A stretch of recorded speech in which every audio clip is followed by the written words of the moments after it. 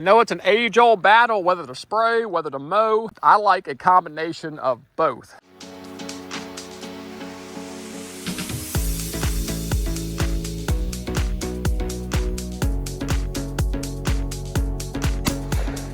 Good shot. Out here at the backyard clover plot, if you follow the channel for a while, this will be a familiar sight to you. And what we're doing today is I've just mowed this a day or two ago, and I mowed it really high. So I have left most of the clover intact and a lot of the blooms still flowering. But as I was mowing, I was noticing a lot of grass is starting to come on. This is early June, to be expected. There's a lot of grass creeping in. So the mowing will not control the grass. It'll just keep it at bay.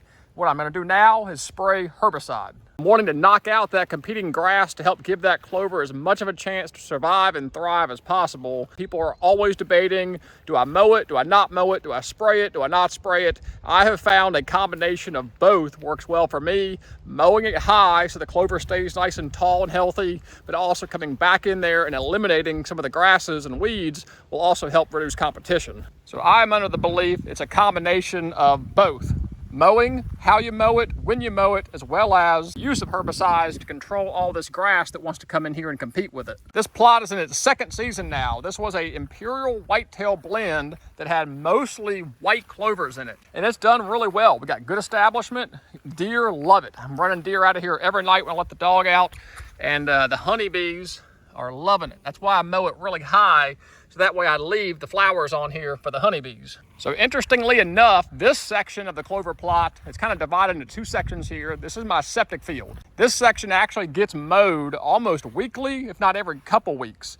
So it gets mowed much more frequently. This area is much more weed and grass free because I'm mowing it more frequently and I'm mowing it lower. And I think that clover has successfully snubbed out some of the competition, providing that thicker canopy. So there might be something to just more frequent lower mowing of the clover to have a healthy plot, where herbicide is just not necessary at all. This designated food plot area is much rougher. There are stumps in it. It's uneven terrain. So mowing it that low, mowing it that frequently, I just don't really like the idea of that. So I am going to incorporate the use of herbicides over here to knock out all these grasses that are coming in. So this time I'm doing something a little bit different. I'm actually going to use the gun and wand and spray off the side of it so I can see exactly the coverage I'm getting and see exactly where I'm hitting. It's only about a 1/4 acre out here, so it's not a very big area. Shouldn't take me long at all, just using the gun and wand, making a few laps, should be able to knock it out. So I'm mixing in 3 things today. First of all is Grass Out, which is clethodim. This is a grass-specific systemic herbicide. It works fantastic on clover plots.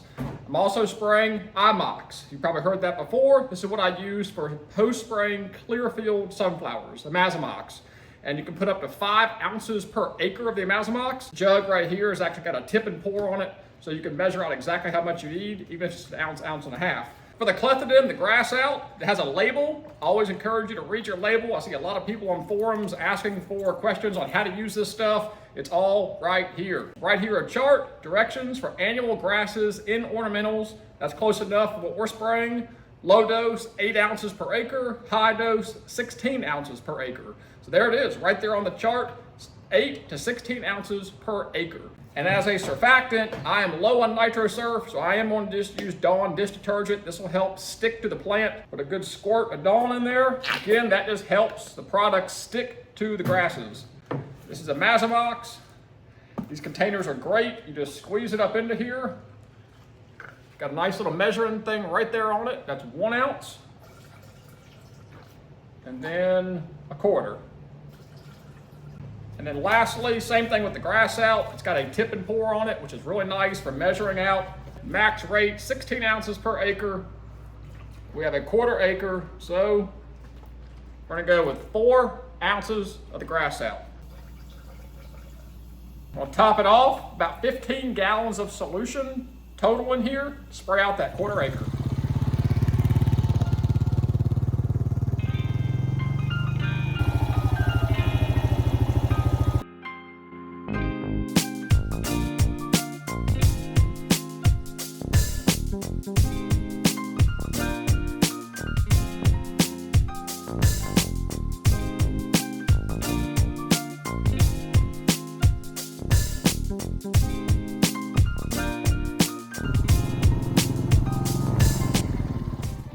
There we go, quick and easy. Little non-traditional using the gun wand there, but every time I went down, I just sprayed back into the track before. Really easy to keep track of just going across here. So I didn't run over my spray. That's really important. You don't want to drive back over what you just sprayed. That clethodim can be a little slow acting, same as the IMOX, so we'll give it a couple weeks. We'll come back out here and we'll see how we did.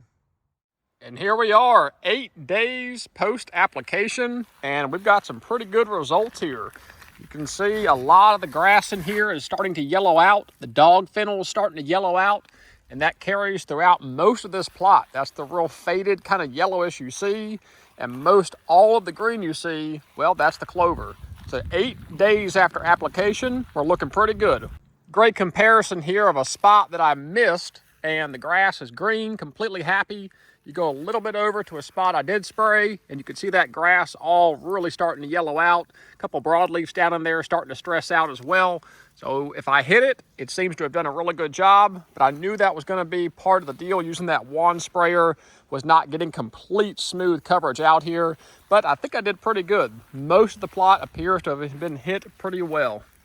Down here, it's looking really clean, and the dog fennel is continuing to yellow out. The IMOX is what's going to take care of that. The clethodim will not kill dog fennel, but the IMOX should take care of it. It's just going to be a lot slower to kill it because it's a much bigger plant, and that IMOX works a lot slower.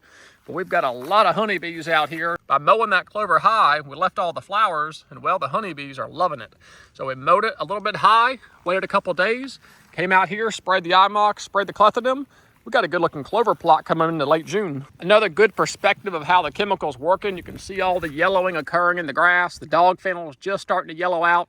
So I think this plot's gonna clean up nicely. I'll probably come back through here in a couple weeks and mow it one more time to knock down any of the areas that I might have missed. I probably will not spray this again. Only one spraying will carry me through most of the summer growing season to get us into fall when the weeds aren't going to be a problem. I know it's an age-old battle whether to spray, whether to mow, how often to mow, and you really have to find what works for you based on your climate. If you're in a really hot, dry, drought-stricken area, you're not going to want to mow often and you're not going to want to mow low. That can really stress out your clover. If you're in an area like us here in the central part of North Carolina where we get fairly adequate rainfall, we do have higher temperatures, clover can get away with a little bit more frequent mowing than say somewhere that's going to be a lot drier. But I like a combination of both. Mowing in the spring, following up with a grass and weed treatment, and then mowing late summer going into fall. Doing both spraying and mowing seems to work really well for me over the past years. Another good contrast here between what was sprayed and not sprayed. You can see that line falls right about here. This area is only ever mowed. That's the septic field. We got a lot of traffic through there. The kids play, so I don't spray that. I just mow it, and you can see that very clear path and line here. 8 days after spraying, you can definitely tell what got hit. Some of these broadleafs are just starting to curl and stress out a little bit. Like I was saying earlier, the dog fennel is starting to yellow out as well. Just about every night I come out and let the dog out, the deer are all down through here. I'll see eyes glowing everywhere. So I just wanted to share this with you. It's one more thing I do to help attract deer to the backyard here. Just a simple clover plot. Want to share the maintenance techniques that I use that seem to work pretty well, as well as share with you some of the other things we're doing out here with the apple trees and the pear trees. All part of the bigger picture of attracting and holding more wildlife. And not only that, we're benefiting the pollinators. There are tons of honeybees out here just loving this clover. So a lot of benefits to running a backyard clover plot. If you've got the time and space, highly recommend you do it. We'll be back into the dove and duck content in no time. Took a quick deviation to look at some clover here. But as always, I really appreciate you guys watching. Until the next video, God bless, take care.